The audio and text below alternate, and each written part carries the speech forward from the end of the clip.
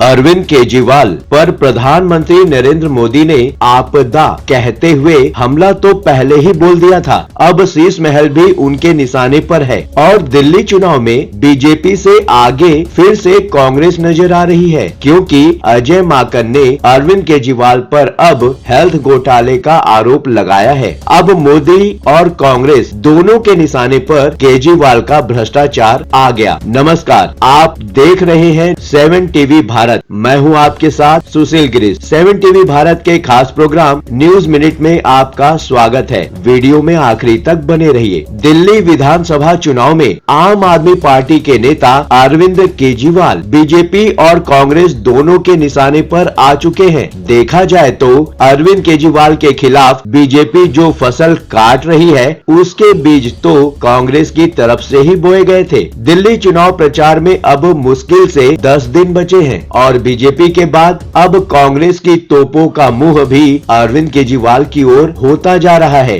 दिल्ली शराब घोटाले को लेकर शुरू से आक्रामक रहे कांग्रेस नेता अजय माकन अब हेल्थ घोटाले की जानकारी लेकर आए हैं। बड़ा सवाल ये है कि क्या 10 दिन में कांग्रेस मुद्दा बना पाएगी? कांग्रेस के मुताबिक सीएजी रिपोर्ट में अरविंद केजरीवाल पर 382 करोड़ रुपए के घोटाले का आरोप है। तो क्या अब आम आदमी पार्टी को कोई फर्क नहीं पड़ता? आगे बढ़ने से पहले आपसे एक छोटी सी रिक्वेस्ट है, यदि आप चैनल पर नए हैं तो इस चैनल को सब्सक्राइब कर लीजिए ताकि आपको सभी नोटिफिकेशन समय पर मिलता रहे। दिल्ली के मुख्यमंत्री रहते अरविंद केजरीवाल पर सरकारी आवास में हुए निर्माण में भी घोटाले का आरोप लगा, जो जांच के घेरे में है। दिल्ली की एक चुनावी रैली में अरविंद केजरीवाल को निशाने पर लेते हुए प्रधानमंत्री नरेंद्र मोदी ने कहा कि शीश महल आम आदमी पार्टी के धोखे और झूठ का उदाहरण है। बोले, दिल्ली वाले आप वालों की आपदा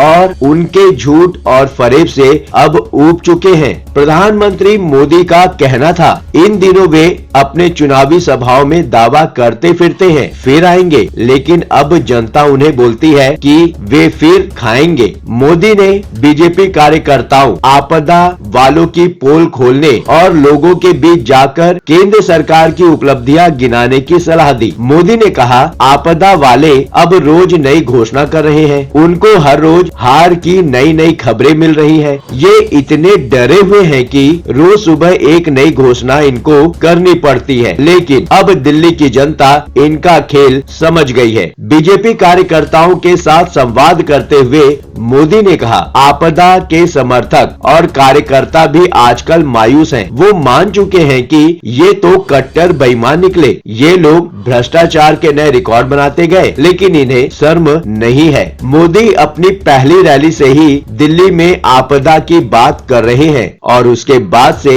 बीजेपी नेताओं आपदा बोलकर अरविंद केजरीवाल और आम आदमी पार्टी की सरकार को लगातार घेर रहे हैं। कांग्रेस नेताओं ने के भाषण में आपदा शब्द तो नहीं सुनाई देता, लेकिन लहजा कुछ मिलता जुलता ही लगता है। अरविंद केजरीवाल के खिलाफ अब कांग्रेस नेता अजय माकन ने मोर्चा संभाल लिया है। सीलमपुर की रैली में राहुल गांधी के जोरदार भाषण के बाद और उस समय तबियत ठीक नहीं होने से सदर बाजार की रैली में नहीं पहुंच पाने के बावजूद अजय माकन हमले की धार कमजोर नहीं पड़ने देते, बल्कि जोरदार हमला बोल देते हैं। सीएजी रिपोर्ट का हवाला देते हुए अजय माकन दिल्ली के 3 अस्पतालों का नाम लेते हैं, इंदिरा गांधी अस्पताल, बुराड़ी अस्पताल और मौलाना आजाद डेंटल अस्पताल। अजय माकन का आरोप है कि अस्पतालों पर टेंडर से बहुत ज्यादा पैसे खर्च किए गए। प्रेस कॉन्फ्रेंस बुलाकर अजय माकन ने वे सारी बातें बोल देते हैं जो गांधी परिवार और दिल्ली कांग्रेस के नेताओं के मन में 2013 से ही भरी हुई है। संभव है राहुल गांधी अगर अजय माकन का यह भाषण सुनकर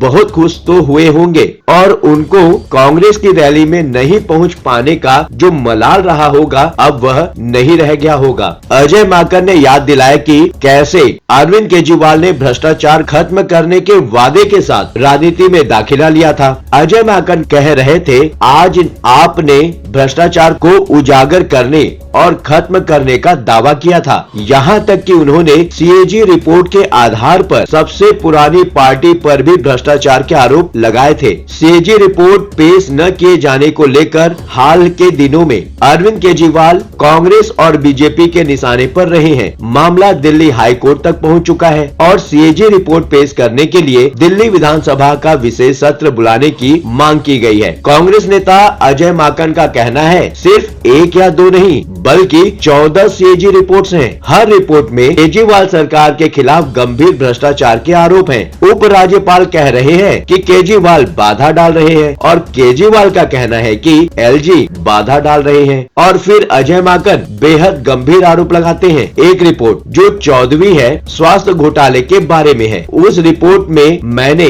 382 करोड़ रुपए का घोटाला पाया और देखा है जो सीधे केजरीवाल से जुड़ा हुआ है। दिल्ली के 3 अस्पतालों का नाम लेकर अजय माकन दावा करते हैं सीएजी की रिपोर्ट बताती है कि 3 अस्पतालों पर टेंडर से 382.52 करोड़ रुपए अधिक खर्च किए गए। यही वजह है कि अरविंद केजरीवाल ने सीएजी रिपोर्ट को विधानसभा में पेश नहीं होने दिया। अजय माकन अब सीधा आरोप लगा रहे हैं सीएजी रिपोर्ट को रोकने की वजह अगर कोई होगी तो वह वजह यही है। जेल भेजे जाने को लेकर अरविंद केजरीवाल भले ही प्रधानमंत्री नरेंद्र मोदी और बीजेपी की केंद्र सरकार पर हमलावर रहते हो, लेकिन दिल्ली आबकारी नीति पर सवाल सबसे पहले कांग्रेस ने ही उठाया था और दिल्ली पुलिस के पास शिकायत भी दर्ज कराई थी। पूर्व दिल्ली कांग्रेस अध्यक्ष चौधरी अनिल कुमार ने जून 2022 में करोड़ों के घोटालों का आरोप लगाते हुए दिल्ली पुलिस में शिकायत दर्ज कराई थी और आगे चलकर वही शिकायत मनीष सिसोदिया, संजय सिंह और अरविंद केजरीवाल की गिरफ्तारी का आधार बना, क्योंकि